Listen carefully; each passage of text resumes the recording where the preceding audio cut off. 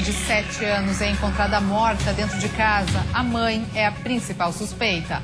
No ranking das mais violentas do estado, Chapecó registrou só neste ano quase 60 homicídios. Divulgado o resultado preliminar da pesquisa feita em Lages para verificar se está havendo vendas de atestados médicos na cidade. Na pesquisa foram constatados quais os médicos que dão mais atestados, os dias de maior incidência e quais as empresas onde essa prática mais ocorre.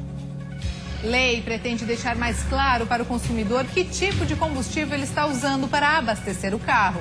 Fiscalização, Guarda Municipal de Trânsito está controlando as ruas de Florianópolis após o fim do contrato com a empresa de radares. O cara que anda direito vai continuar andando direito. É simples. Divulgado o primeiro laudo da água coletada no Rio Tubarão e na Lagoa do Canal de Laranjeiras, onde peixes apareceram mortos. Ceia de Natal, receita fácil e leve para agradar toda a família. É agora no Notícias da Redação.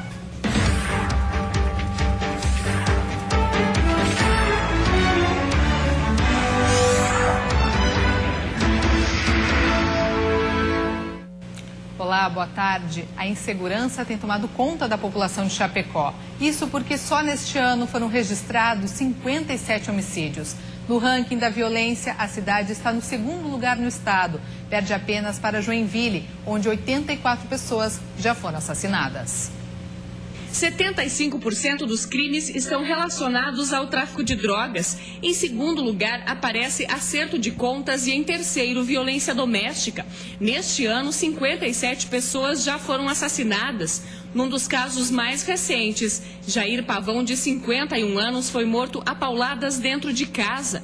A esposa da vítima só chamou a polícia mais de 6 horas após o crime. Então, a Polícia Civil ainda vai investigar o que aconteceu nesse meio tempo, se a mulher ficou em choque, por que ela não informou a Polícia Militar antes, né? Ela informou, então, algumas questões sobre uma discussão que eles tiveram de trânsito, né, quando saíam da cidade de Chapecó, indo para casa, e que depois essas pessoas teriam chego na casa dela. Mas nós ainda não temos mais detalhes, né? Tudo será realmente ainda investigado. Nós temos ainda outras questões, outras possibilidades, como também nós vimos lá que ela tem ocorrência de violência doméstica, onde esse homem, ele ameaçou ela e a família de morte. A esposa da vítima disse que Jair foi morto a pauladas e que durante o crime ela conseguiu se trancar no banheiro. Neste ano já são 57 homicídios. Em média, uma pessoa é assassinada por semana em Chapecó. Outro caso que chocou o bairro Universitário durante o final de semana foi o homicídio de Verônica Aparecida de Souza Campos, de 58 anos. Ela foi morta pelo próprio filho, Ivo Ferraz Campos, de 34 anos, na frente das duas netas, de 9 e 11 anos. A aposentada foi morta com vários golpes de enxada. Essa vizinha presenciou o crime. Ele estava parado do outro lado da rua com aquela madeira na mão. Aí ela chamou ele, falou: meu filho, venha tomar o remédio, que você não está bem. Eu estou vendo que você não está bem.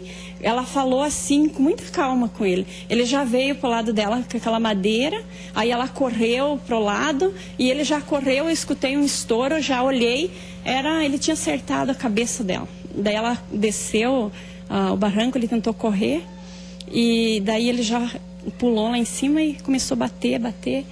Em 2013, foram registrados 47 assassinatos. Neste ano, já são 57. Chapecó está em segundo lugar no estado em números de pessoas assassinadas. Perde apenas para Joinville, que já contabilizou 84 homicídios.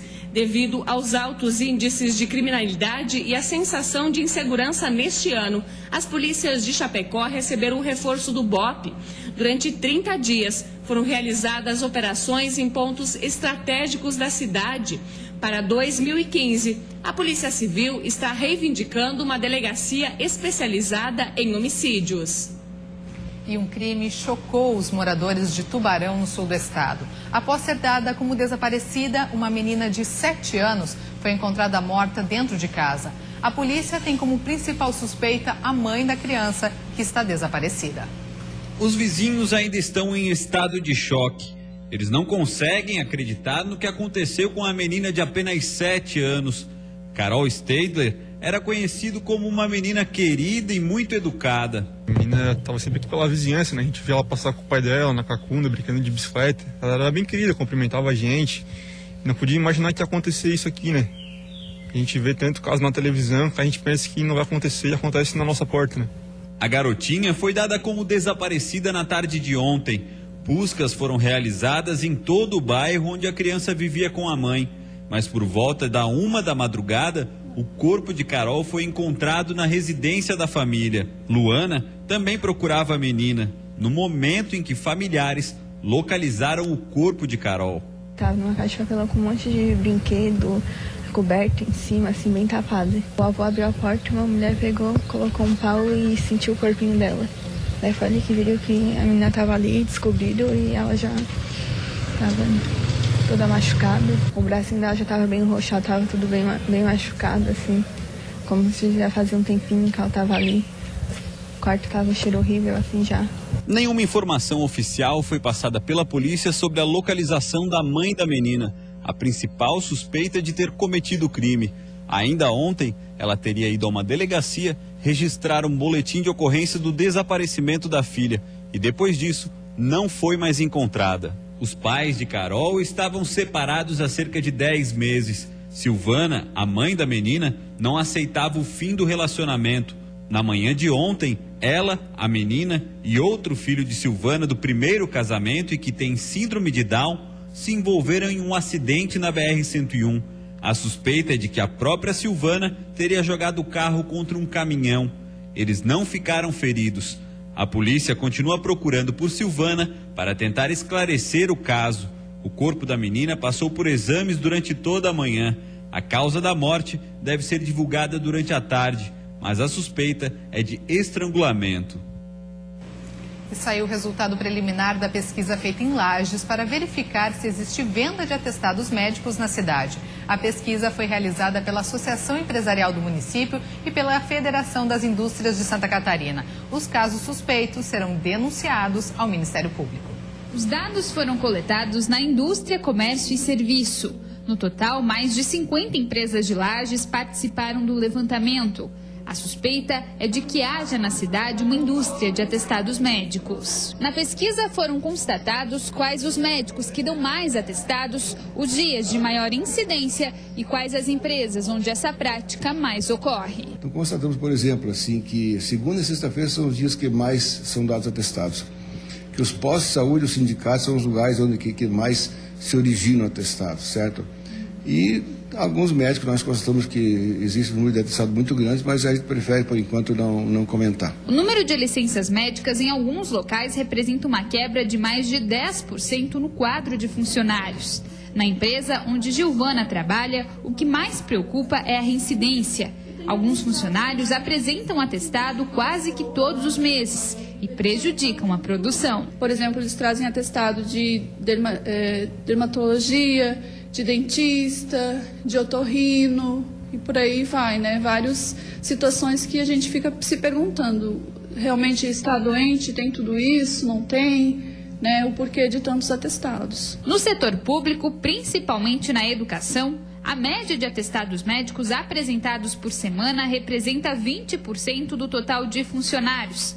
Segundo o presidente da Associação Empresarial de Lages, responsável pela pesquisa, alguns casos suspeitos foram encontrados e devem ser denunciados ao Ministério Público. E aqueles casos onde a gente constatou que existem abusos e que existe inconsistência entre a realidade e o que foi colocado no atestado, a definição do Fórum das Entidades foi de encaminhar ao Ministério Público exatamente esses casos. Outra pesquisa deve ser realizada no ano que vem e vai abranger mais empresas. A ideia é trabalhar com a conscientização e punir as práticas abusivas. E depois do intervalo, lei pretende deixar mais claro para o consumidor que tipo de combustível ele está usando para abastecer o carro. E ainda, a Guarda Municipal de Trânsito está controlando as ruas de Florianópolis após fim do contrato com a empresa de radares. O cara que anda direito vai continuar andando direito. É simples. Nós voltamos já já.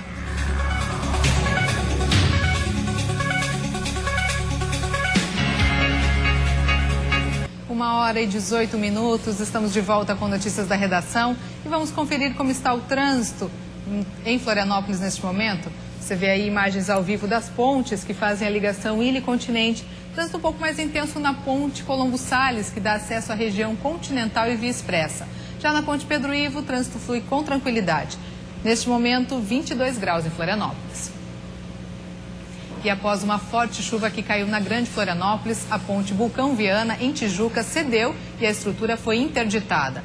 O concreto do viaduto e um dos vãos da estrutura metálica caíram, impossibilitando o tráfego no local. Devido ao risco de desabar por completo, veículos e pedestres estão proibidos de circular. A ponte, que fica no bairro Pernambuco, ainda não tem data definida para ser reformada.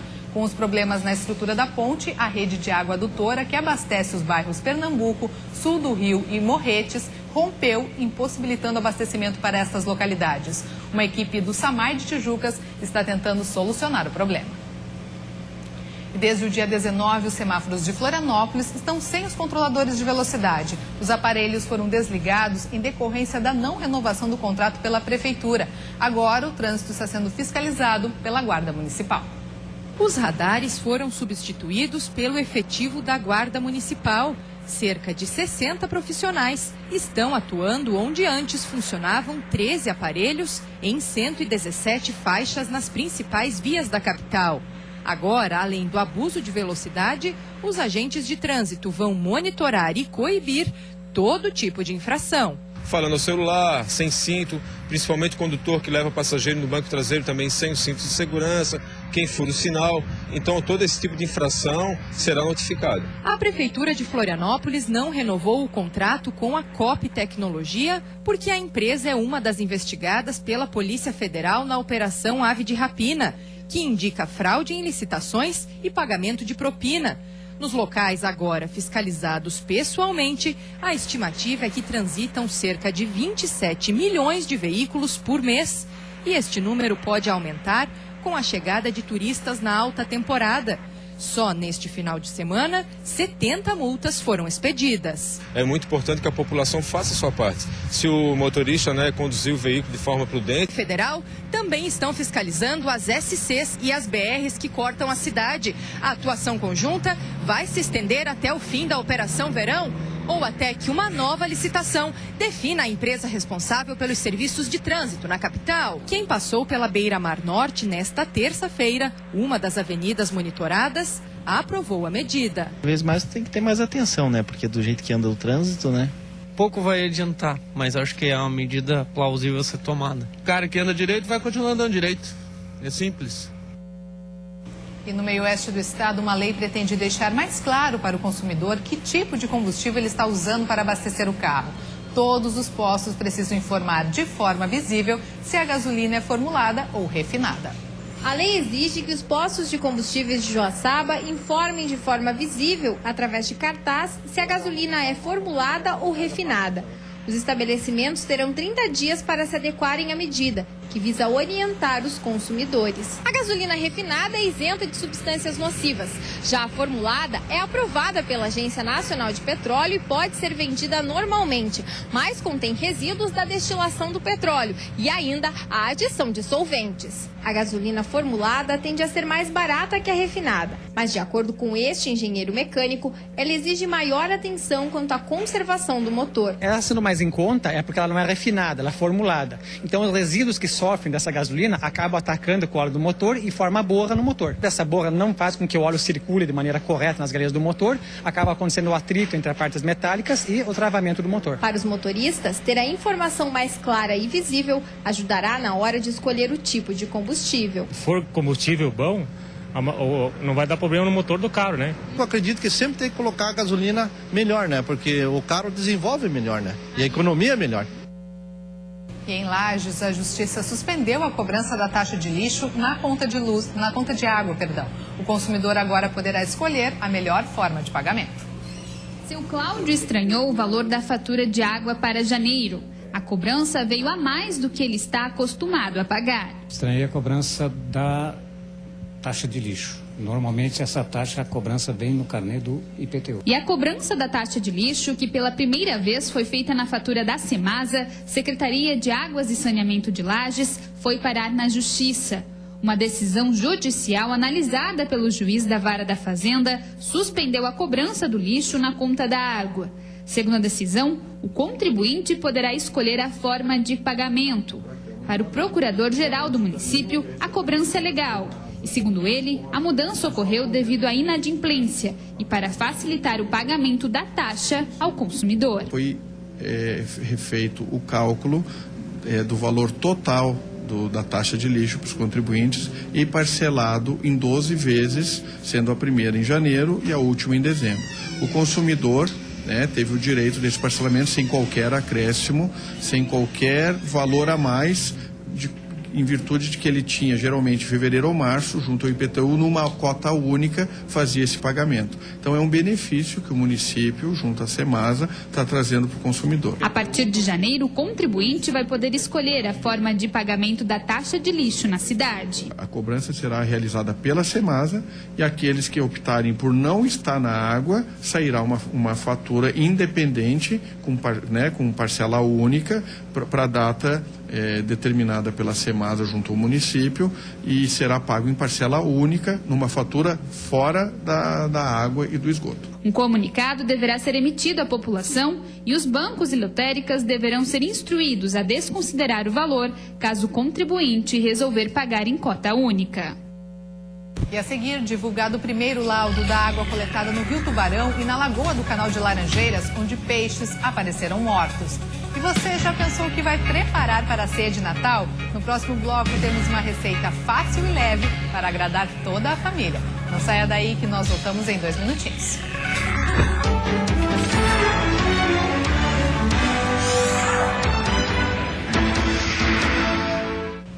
A UDESC, que está analisando a água coletada no Rio Tubarão e na Lagoa do Canal de Laranjeiras, onde peixes apareceram mortos, divulgou o primeiro resultado das análises físico-químicas das amostras. A diferença encontrada no exame é referente à temperatura da água, que estava 2 graus acima da temperatura medida no mesmo período do ano passado. Na época, era de 24 graus. No dia da coleta, estava 26. O laudo também aponta que não foi diagnosticada quantidade abaixo da normalidade quanto à oxigenação da água. Segundo o laudo, os resultados obtidos indicam que esses valores estão próximos do limite mínimo permitido. Os professores do curso de Engenharia da Pesca da UDESC, responsáveis pelo laudo, ainda sugerem uma análise química investigativa, visando identificar e quantificar a presença de possíveis contaminantes de origem orgânica e inorgânica que possam ter causado a morte dos peixes. E uma massa de ar seco e frio mantém as temperaturas bem amenas para essa época do ano em todo o estado. Confira os detalhes no mapa da previsão do tempo.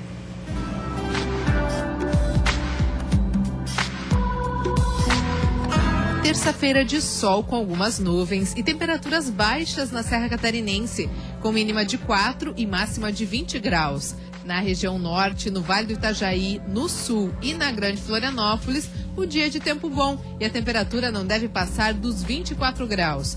No oeste do estado, os termômetros marcam até 25 graus e o dia de céu com pouca nebulosidade. E você já pensou em tudo que vai preparar para a ceia de Natal? Se ainda está em dúvida sobre o que servir, nós temos como dica uma receita leve e prática, uma salada de bacalhau. A Alessandra de Barros e o Nilson Tchuk foram conferir a preparação desse prato especial. Boa tarde, Karina. Boa tarde a todos que estão em casa. No Natal, nada melhor do que reunir a família para a ceia. E para que ela fique ainda mais especial, eu estou com o chefe Marcelo Caramori, que vai nos ensinar a receita de uma salada de bacalhau.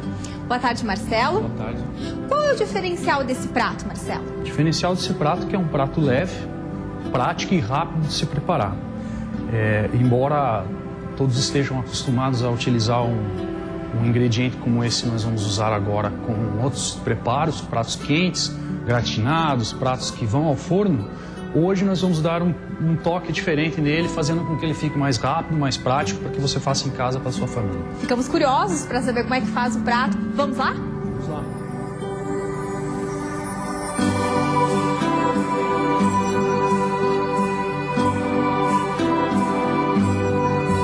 Bom, esse nosso prato vai precisar de folhas de alface, laranja cortada em gomos, queijo parmesão em lascas, nectarina também cortadinha em gomos, tomate cereja, castanha de caju, sal, pimenta, vinagre balsâmico e azeite de oliva e para finalizar, o ingrediente principal, que é o bacalhau. Primeiro passo, vamos pegar uma folha de alface e começar a rasgar no prato.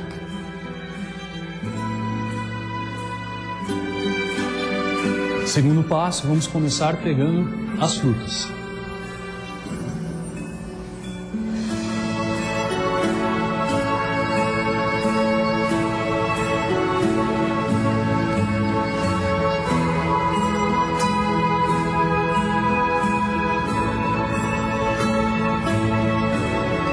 Na sequência, vamos colocar o tomate cereja cortadinho no meio.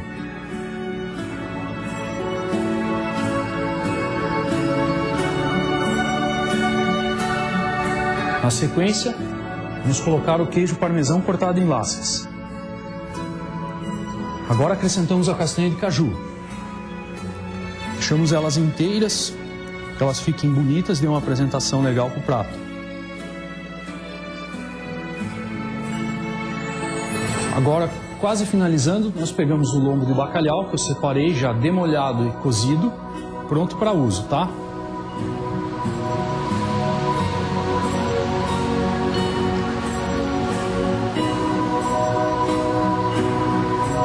Para finalizar, nós misturamos aqui o aceto balsâmico e o azeite de oliva com sal e pimenta. Se quiser incrementar mais alguma coisa no tempero, pode acrescentar.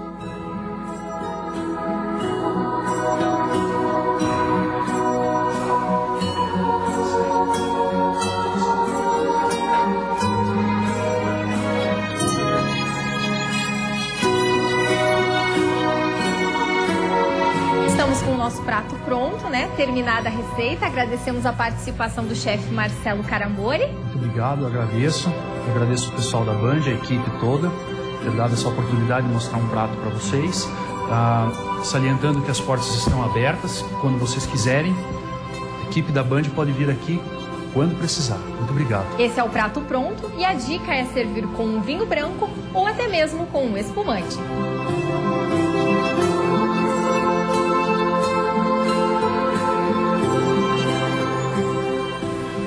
E assim a gente encerra Notícias da Redação de hoje. Outras informações do Band Cidade às 6:50 da noite. Uma boa tarde para você e até amanhã.